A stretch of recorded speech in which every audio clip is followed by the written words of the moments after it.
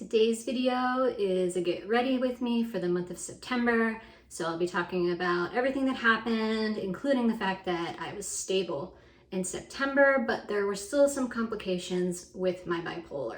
Hi friends, it's Jess with Our Bipolar. Welcome back to my channel. If you're new here, just a little bit about me. I have bipolar 1 and I was diagnosed 26 years ago when I was a sophomore in college. It's my birthday, so God, I can't believe I'm 45. First, I washed my face already in the shower and I already put on my moisturizer because my face was feeling really dry. And I was waiting for my light to charge, so hopefully it is charged enough. So, September, there were some complications. So, if you've been watching, you know I take Seroquel, and I take it daily, but I take a very small amount. But even that small amount can cause problems. You know, I had pretty severe bipolar before I was medicated and on the right kinds of medications. And I'm also very sensitive to medicine. So I take pretty low doses. I know I look ridiculous. I take pretty small doses of the medication I take. I take lithium and Seroquel for bipolar. I was having pretty intense sugar cravings. Now, this had been going on for months, but I had been just trying to deal with it, honestly. I did not really keep sugar in the house. I thought if it's not here, then, you know, I can't have it. Well, it doesn't really work that way. There are things called Grubhub, DoorDash, and I was spending a small fortune on mostly ice cream at night. It was such an overwhelming urge to have sugar. I really could not resist it. I tried substituting healthier things. That didn't really satisfy the craving. I finally told my psychiatrist and, you know, explained everything, and he was like, it's the Seroquel. So I was taking 25 milligrams a day. Yes, I know that's not a lot, but I'm very sensitive to meds. And he said, you know, we need to cut this by half. So I want you to start going down to 3/4 of a pill. 25 milligrams is the smallest pill they make. And eventually, you know, we're going to go down to half a pill. I did that, but did not work very well. So what happened was, as soon as I went down to 3/4 of a pill, I was having trouble sleeping. Now, as soon as I did that, it was actually pretty amazing in terms of the sugar cravings. They just went away completely, like within a day or two. And I also just like didn't feel as hungry overall. It was amazing. So now I'm like, well, what do? I need to get sleep. I was losing about an hour of sleep every day. I was waking up early, but I was also having broken sleep throughout the night. I went on like this for a few days, and then I was like, I have to get sleep. So I went back up to the full pill of Seroquel, and I immediately got better sleep. So I did that for a couple days, and then I've gone back down. So this has just happened recently, just sort of feeling it out. I may need to contact my doctor and say like, what should I do? Because, you know, it's a bit of a problem, and I don't know how quickly my body will adjust, but I know how quickly my bipolar will adjust and put me into mania from not getting a lot of sleep. Today I'm feeling pretty good. What also happened simultaneously is that I was getting a migraine flare, which normally I would not like, but the rescue med that I take makes me sleepy. So it was actually helping a bit. So I'm just sort of like playing this by ear and, you know, seeing how it goes, but like not being in the grips of that constant sugar craving, especially at night. It is such a difference. It's amazing. It's amazing that that small, tiny amount of Seroquel was pushing me into these kind of cravings. So another thing bipolar related is I went to the nephrologist for the first time. So that's the kidney doctor. My psychiatrist sent me, but I'm having slight kidney dysfunction from lithium. I mean, I've been taking it for like 17 years. Luckily, we're going to monitor this and, you know, do some more tests, but for the time being, I don't need to go off lithium. We can just kind of see you know, the doctor said that my numbers were staying stable. The funny thing is, it turns out that the doctor I'm seeing, his daughter is on my daughter's softball team. They play together on the softball team. So I had seen him before on the sidelines, but never met him. And now he's my doctor, which is kind of funny. It's like just a group of doctors. I didn't know which one it was. There aren't that many nephrologist groups where I live.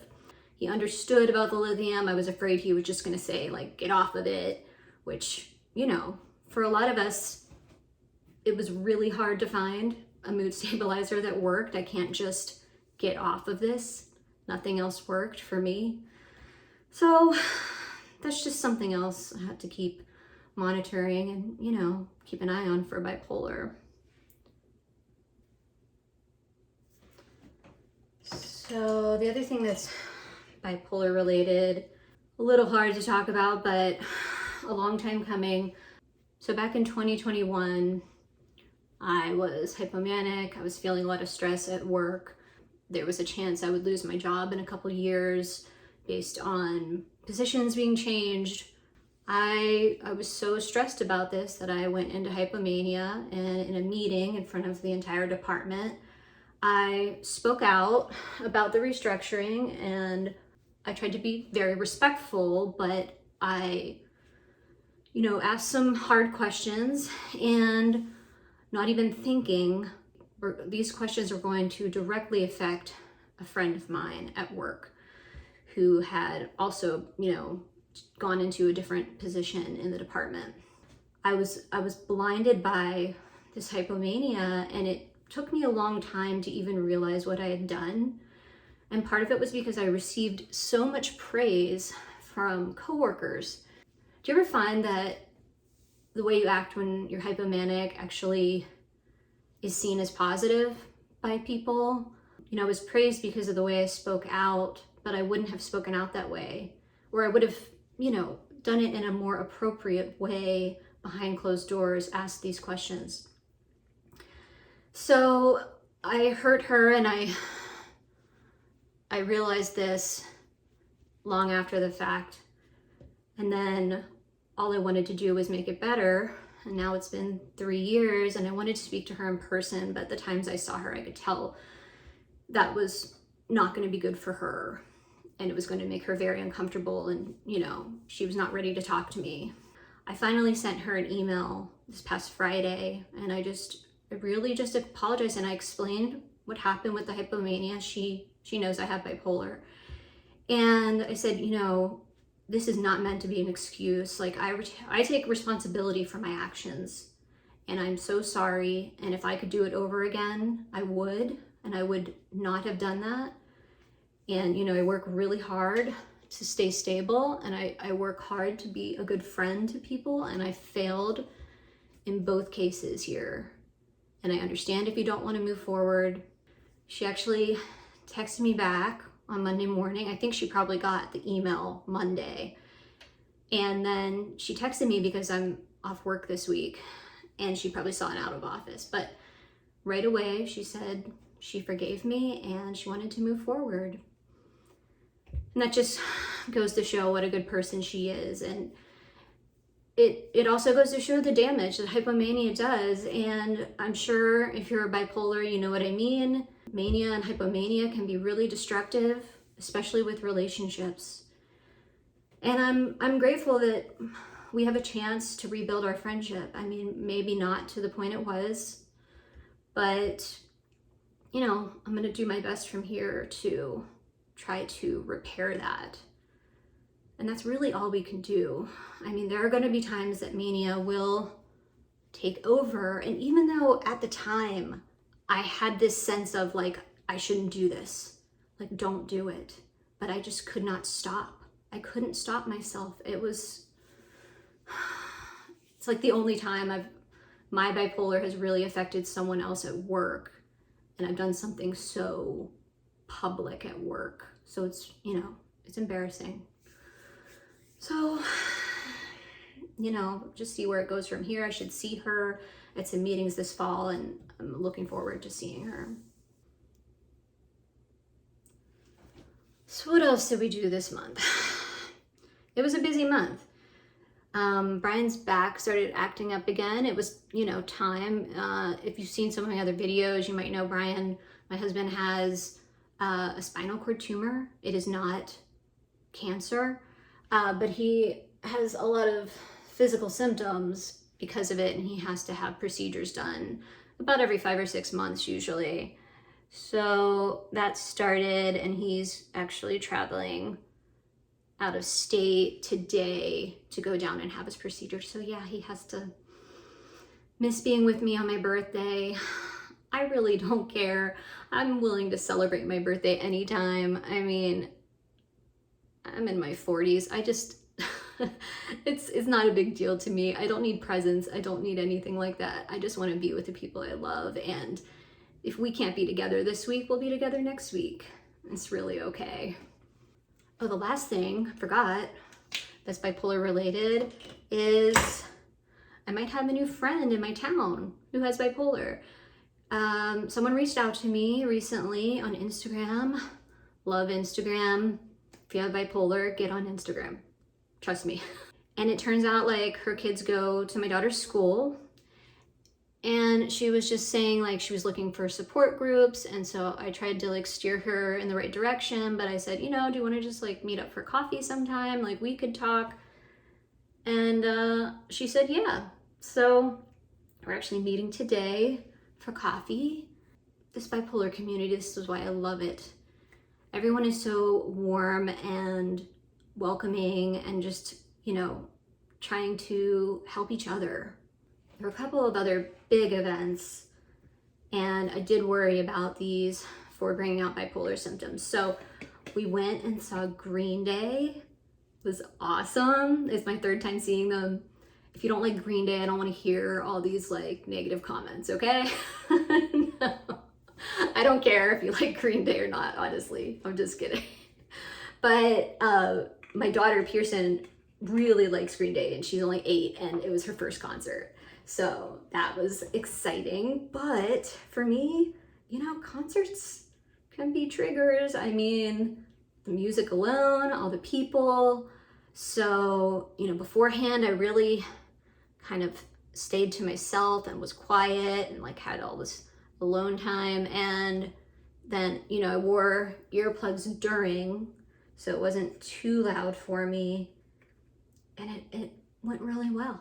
It was just fun, and it didn't push me into mania or hypomania. It was just like a really good time. And then later in the month, luckily these 2 events were not close to each other in the month, we went to Kennywood, which is an amusement park here in Pittsburgh. And we went with my parents, and it was the first time my daughter went on a roller coaster. She went on a couple different roller coasters, and it was funny because she was going on roller coasters, but then she was also like in Kiddieland as well. So like the dichotomy was kind of funny. But we had a great time. I mean, it was a long day, but I felt good. I had my migraine medicine with me because I definitely had to take it.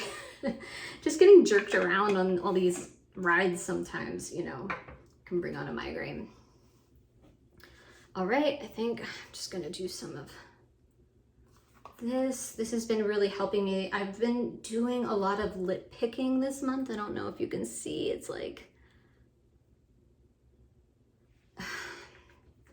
and what's saving me actually is this lip mask I use at night. If you're a lip picker, you might wanna try it. When I was younger, it was more like dermatillomania, like picking at my fingers. And as I got older, I was like, branch out to lip. Now I do mostly the lip picking.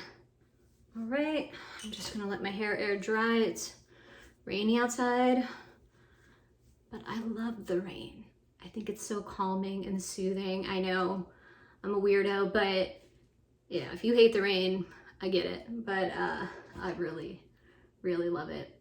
Before I go, the only other thing is I'll just talk really quickly about my videos from September. So I did the election stress video. I did a video on keto with my friend Lauren, who does keto, and that's really great. if you are interested in trying keto or just curious. And then also I did the video called Bipolar Stole My Life, but I was able to create a new one. Spoiler, new one I'm really pleased with. Thank you so much for watching this video, and I'll see you in the next one. Bye.